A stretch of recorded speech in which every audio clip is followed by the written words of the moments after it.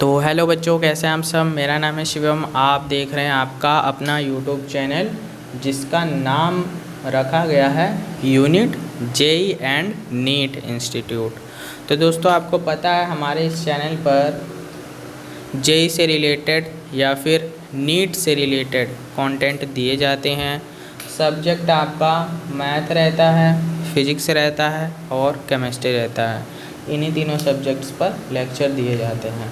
तो आज हम आपको बताने वाले हैं एक फ़िज़िक्स के बहुत ही इम्पॉर्टेंट चैप्टर के बारे में। उस चैप्टर का नाम है वेव्स एंड ऑसिलेशंस। ये आपको हर जगह मिल जाएगा। फिर से एक बार नाम देख लीजिए, क्या है? Waves and oscillations. Waves and oscillations नाम है। अगर आप तैयारी कर रहे हैं आईआईटी जेई की या फिर आईआईटी जैम के आप स्टूडेंट हैं या फिर आप नीट की तैयारी कर रहे हैं, तो इन सब की तैयारी करने वाले स्टूडेंट्स के लिए ये चैप्टर बहुत ही ज़्यादा इम्पॉर्टेंट होने वाला है। तो प्लीज़ इस वीडियो को ध्यान से देखिएगा, ठीक है ना। तो देखो, जब मैं वेव्स एंड ऑसिलेशंस पढ़ाऊँगा तो इस वीडियो में मैं पर्टिकुलरली 3 टॉपिक पर फोकस करूँगा। उन तीनों टॉपिकों के एग्ज़ाम्पल्स दूँगा, बस समझाऊँगा कैसे होता है कैसे नहीं होता है, ये सब के बारे में हम बात करेंगे। तो पहला मेरा पॉइंट होगा, पहला पॉइंट क्या होगा? पीरियोडिक मोशन किसे कहते हैं? कौन सा मोशन? पीरियोडिक मोशन किसे कहते हैं? यह मोशन बहुत से बच्चों को आ रहा होगा, ठीक है ना। जिन बच्चों को नहीं आ रहा है वो आगे कंटिन्यू देखें। तो पीरियोडिक मोशन को हम सिंपल लैंग्वेज में एक और इसका नाम है जिसको हम कहते हैं हार्मोनिक मोशन। क्या कहते हैं? Harmonic motion. हार्मोनिक मोशन कहा जाता है। और दूसरे नंबर पर हम डिस्कशन करेंगे ऑसिलेटरी मोशन। कौन सा मोशन? ऑसिलेटरी मोशन पर हम डिस्कशन करेंगे। और ऑसिलेटरी मोशन का एक और नाम है, उसका क्या नाम है? Vibratory motion. ऑसिलेटरी मोशन को हम क्या कहते हैं? वाइब्रेटरी मोशन भी कहा जाता है, ठीक है ना। अब तीसरा हमारा टॉपिक ये होगा सिंपल हार्मोनिक मोशन, ठीक है ना। याद रखो, पहला वाला पॉइंट था आपका हार्मोनिक मोशन था। कौन सा मोशन? Harmonic motion. तो इसी हार्मोनिक मोशन का एक टाइप होता है सिंपल हार्मोनिक मोशन। यानी हार्मोनिक मोशन के आगे अगर हम सिंपल वर्ड लगा दें तो इस प्रकार का मोशन एक डिफरेंट टाइप का मोशन होगा, जो कि पहले वाले का एक प्रकार होता है, एक टाइप होता है, ठीक है ना। अच्छा, तो तीसरा वाला हम पढ़ेंगे हार्मोनिक मोशन, लेकिन आगे क्या लगाना है आपको पता है। तो हार्मोनिक के आगे आपको क्या लगाना है? सिंपल वर्ड को लगा देंगे तो सिंपल हार्मोनिक क्या बन जाएगा? मोशन।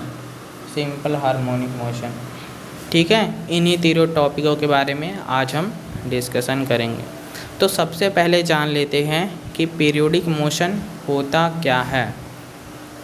तो जब कोई बॉडी ऐसा मोशन करती है कि रेगुलर टाइम इंटरवल में उसका मोशन फिर से रिपीट होने लगता है, तो इस तरह के मोशन को कहा जाता है हार्मोनिक मोशन या फिर पीरियोडिक मोशन, ठीक है ना। अब देखो, टाइम इंटरवल और रेगुलर टाइम इंटरवल, ये आपको 2 वर्ड को समझना है क्या होगा।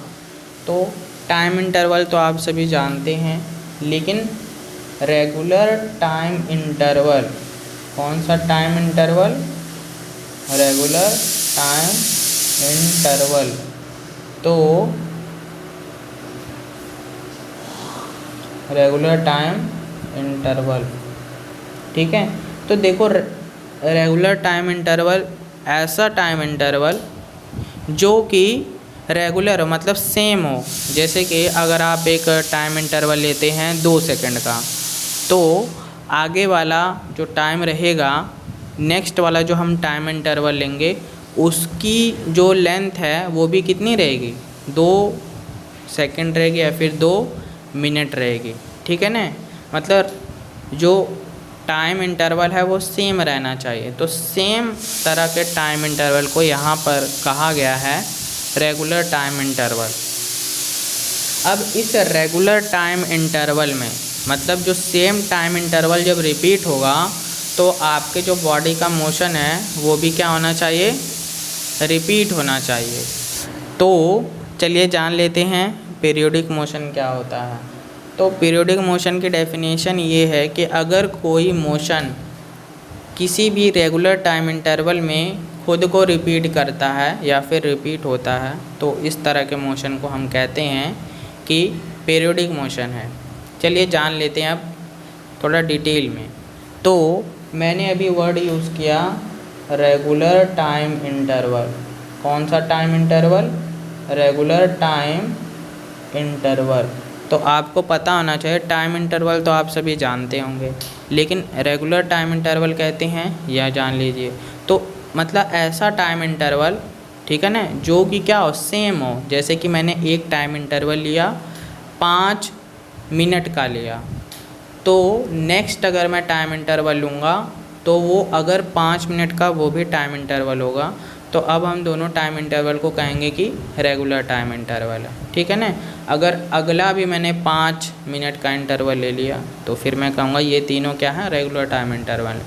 तो इन्हीं 5-5 मिनट के इंटरवल में अगर किसी बॉडी का मोशन फिर से रिपीट हो रहा है तो हम ऐसे मोशन को कहेंगे कि यह क्या है, हार्मोनिक मोशन है, या फिर हम कहेंगे कि ये पीरियोडिक मोशन है। मतलब हर 5 मिनट पर वो मोशन फिर से रिपीट हो रहा है। इसे एक एग्ज़ाम्पल के साथ समझते हैं। मान लीजिए कि एक बड़ा सा पार्क है, ठीक है, और आपका एक फ्रेंड है, आप यहाँ पर बैठे हैं। आपका फ्रेंड क्या करता है, वो एक चक्कर लगाता है फिर आपके पास आ जाता है पूरे पार्क का।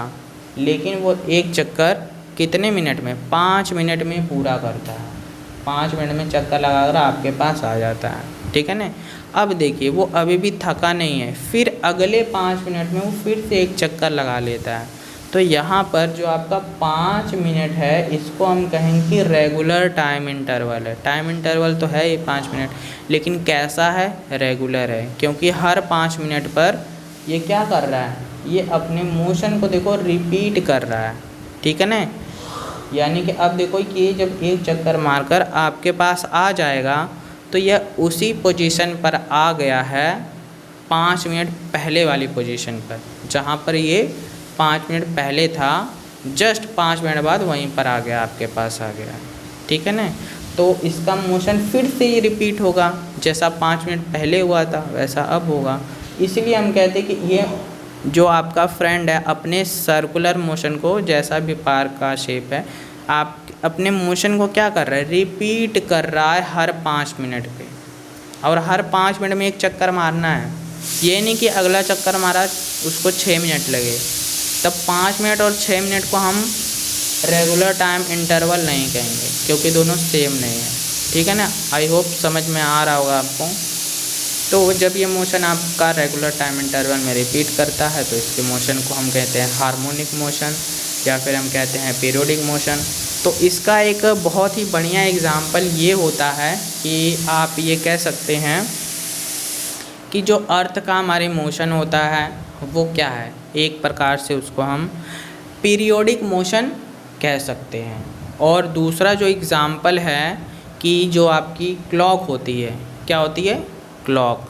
जो क्लॉक का जो मिनट वाला जो हैंड होता है, या फिर सेकंड वाला हैंड होता है, या फिर घंटे वाला हैंड होता है, आवर वाला, तो वो क्या करता है, वो भी रेगुलर टाइम इंटरवल में रिपीट करता है, ठीक है ना। अब मिनट वाली अगर हम सुई की बात करें तो वो 60 मिनट में एक चक्कर पूरा करती है। फिर अगला चक्कर ये नहीं है कि 50 मिनट में पूरा कर लेगी, 60 मिनट में पूरा करती है ना। तो 60 मिनट, फिर से 60 मिनट, फिर से 60 मिनट। तो इस प्रकार टाइम इंटरवल भी रेगुलर है, हर बार 60 मिनट का ही है, और उसका मोशन भी एक ही चक्कर पूरा कर रहा है। ये नहीं कि 60 मिनट में 2 चक्कर मार दे रहा है, नहीं, एक ही चक्कर मार रहा है, प्रति 60 सेकंड में एक चक्कर मार रहा है। तो इस प्रकार हम कह सकते हैं जो घड़ी का मोशन है वो भी मतलब जो हैंड है उसका मोशन क्या है, हार्मोनिक मोशन है और पीरियोडिक मोशन है। तो हमारा अर्थ जो होता है वो भी चारों ओर क्या करता है, चक्कर लगाता है सन के, और जो मून होता है वो अर्थ के चारों ओर चक्कर लगाता है। मतलब कि अर्थ हो गया, मून हो गया, अदर प्लैनेट्स हो गए, इन सब का मोशन भी क्या होता है, पीरियोडिक मोशन भी होता है। अब देखो पीरियोडिक मोशन की एक ख़ास बात यह होती है कि यह हमेशा मोशन करता है, लेकिन इस पर फोर्स जब लगेगा तभी नहीं यह मोशन करेगा। और जो इस पर फोर्स लगता है, क्योंकि फोर्स एक वेक्टर क्वांटिटी है, जब इस पर फोर्स लगेगा तो वेक्टर क्वांटिटी होने के नाते फोर्स एक फिक्स्ड डायरेक्शन में काम करेगा। मतलब कि ये फोर्स का क्या होगा, एक डायरेक्शन होगा, मतलब हमेशा एक पॉइंट की ओर ही फोर्स लगेगा। समझ रहे हैं कि नहीं? और वो पॉइंट हो सकता है ऑब्जेक्ट के पाथ पर हो पॉइंट, या फिर ऑब्जेक्ट के पाथ पर ना हो पॉइंट। एग्ज़ाम्पल के लिए जब अर्थ सन के चारों ओर चक्कर लगाता है तो अर्थ पर हमेशा एक फोर्स काम करता है। जब कोई भी चीज़ मोशन करते तो उस पर फोर्स लगता है। ये न्यूटन का दूसरा नियम कहता है, कोई भी चीज़ अगर मूव कर रही है तो उस पर फोर्स काम कर रहा है। अब फोर्स वेक्टर क्वांटिटी होने के नाते आपको यह बताना पड़ेगा किस पॉइंट की ओर काम कर रहा है, डायरेक्शन भी तो बतानी पड़ेगी ना। तो देखो ये अर्थ पर जो फोर्स लगता है उसकी डायरेक्शन हमेशा जो सन होता है, यानी कि जो बीच में सेंटर है, वहाँ पर हमेशा फोर्स की डायरेक्शन एक्ट करेगी हमेशा। ठीक है ना? अच्छा, तो अब देखिए पॉइंट की बात करें, ये पॉइंट अर्थ के जो पाथ है उस पर तो नहीं है। तो मैंने अभी क्या कहा था, ये अर्थ के पाथ पर हो भी सकता है और ऐसा भी हो सकता है कि ये पॉइंट अर्थ के पास पर ना हो, कहीं और हो, जैसे कि यहाँ पर अभी सेंटर पर है। इस पॉइंट के टुवर्ड हमेशा फोर्स क्या करता है, एक्ट करता है। ठीक है ना? मतलब in the periodic motion the force is always directed toward a क्या, फिक्स्ड पॉइंट। और ये पॉइंट लाई कर भी सकता है ऑब्जेक्ट के पाथ पर, ऑब्जेक्ट के मोशन के पाथ पर, या फिर नहीं लाई भी कर सकता है। मतलब कि हम एक लाइन में हम कह सकते हैं कि in periodic motion the force acting toward a fixed point is always क्या होता है, ठीक है ना, directed toward a fixed point which may lie और may not lie in the path of the motion of object के मोशन के पाथ पर हो भी सकता है या फिर नहीं भी हो सकता है, जैसे कि यहाँ पर नहीं है।